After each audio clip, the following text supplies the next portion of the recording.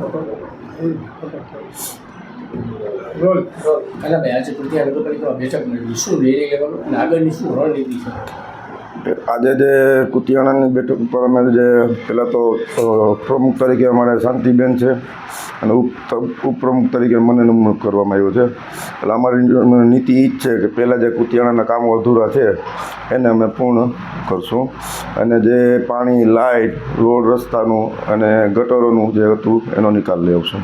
ખાસ કરીને જે ચૂંટણીનો એજન્ડા હતો સ્મશાનમાં લાકડાથી સફાઈ નથી થતી એને લઈને લાકડા અત્યારે પહોંચી ગયા છે સ્મશાને અને બધું કાર્યવાહી ચાલુ જ છે. બધી સફાઈને લઈને પહેલા દિવસ સફાઈ તો અમે જ્યારે મતદાન પૂરું થયું ને અમે જીતા ને ત્યારથી બીજે જ દિવસેથી સફાઈ કામ ચાલુ થઈ ગયું છે. ટોટલી બધું કામ કરવામાં આવ્યું છે. કાલા જાડેજાનું કુતિયાણાનું સપનું કેવું રહેશે? બસ કુતિયાણાનું વિકાસ સારું થાય અને મારું સપનું એ છે કે જે અહીંનું કંઈ પણ કામ હોય અધૂરું એ પૂર્ણ કરવું અને શાંતિપૂર્વક બધું કુતિયાણાને શાંતિથી રહી શકે એવું મારે કરવું છે. ખાસ ઉદ્યોગો માટે આપણા દ્વારા સરકારમાં કઈ પ્રકારની રજૂઆત કરવામાં આવશે? જે ઉદ્યોગ અહીં પહેલાં તો અહીંયા ઉદ્યોગનું કંઈ છે નહીં, બરાબર છે. આજ લગભગ 32 વર્ષથી કોઈ ઉદ્યોગ છે નહીં. હતા કંઈ મિલો ઘણા 10-12 એમાંથી પણ બે જ રહ્યા છે. એટલે ઉદ્યોગોનું અમે માગણી કરશું મનસુખભાઈ પાસે અને જે એમનો આદેશ આવશે એ રીતે ઉદ્યોગોનું કામ શરૂ કરશું. ખાસ કાનાભાઈ સંતોષભાઈ જાડેજા તમારા માતાશ્રી એ ધારાસભ્ય હતા, તે પછી તમારા ભાઈ, આ બધા લોકો જે કામ કર્યા છે હવે તમે કઈ રીતે કામ કરશો? લોકો વચ્ચે કેવી રીતે જશો? 30 વર્ષનું શાસન જે તમે તોડ્યું છે એને તમે કઈ રીતે સ્વભાવ બદલશો કુતિયાણાનો? એ જ રીતે જેમ કુતિયાણાનો આજે અમારી પર કુતિયાણાના આખી જનતાએ ભરોસો કર્યો છે તો કંઈક સમજી વિચારીને જ કર્યો છે. એટલે એમનો વિશ્વાસ અમે અડીખમ જમાવી રાખશું જેથી કરીને એ લોકોને કોઈ દિવસ કોઈ નારાજગી જાહેર ન કરી શકે.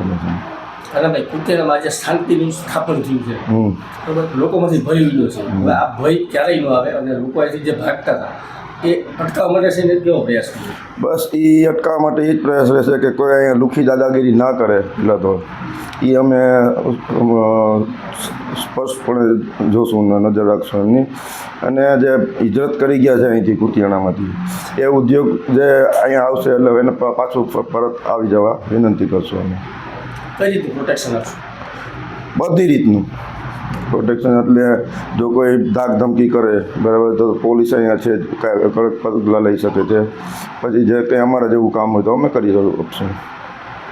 શું લોકોને અપેક્ષાથી કઈ રીતે ચૂંટણી થઈ છે? પ્રમુખ અને ઉપપ્રમુખ કોણ બન્યા છે? આજરોજ કુતિયાણા નગરપાલિકાની પ્રમુખ ઉપપ્રમુખની ચૂંટણી હોય તો સરબાનો મતે અમારા પ્રમુખ તરીકે શાંતિબેન માધેભાઈ ઓળંગા છે અને ઉપપ્રમુખ તરીકે મારો નાનોભાઈ કાનાભાઈ સમૂહ જાડેજા ચૂંટણા છે. હવે અમારી જે જવાબદારી છે અમે બધી પૂરી કરીશું. અમારે જે વચનો અમે આપેલા છે ચૂંટણીમાં એ બધા વચનો તમામ પૂરા કરીશું. અમારે ખાલી માત્ર કામ કરવા છે, વિકાસ કરવો છે, આના સિવાય બીજું કઈ નથી કરવું. સંજયભાઈ, ખાસ તમે વિરોધ કરેલો હતો બાગ બગીચા અને ગાર્ડનને લઈને, તેને કઈ રીતે લોકો સુધી પહોંચાડશો? અમે બનાવશું, એને નથી બન્યા અમે બનાવવાના છે. બરાબર, જે કાંઈ છે તો બધી બાકી તપાસ ચાલુ છે, તપાસ થવાની છે. પેલું કામ શું રહેશે? અત્યારે કામ ચાલુ થઈ ગયું. પેલા સફાઈ મેં કીધું કામમાંથી બધો કચરો સાફ કરી નાખી, સાફ થઈ ગયો બધો કચરો, ગામનો કચરો બધો કચરો સાફ કરી નાખી.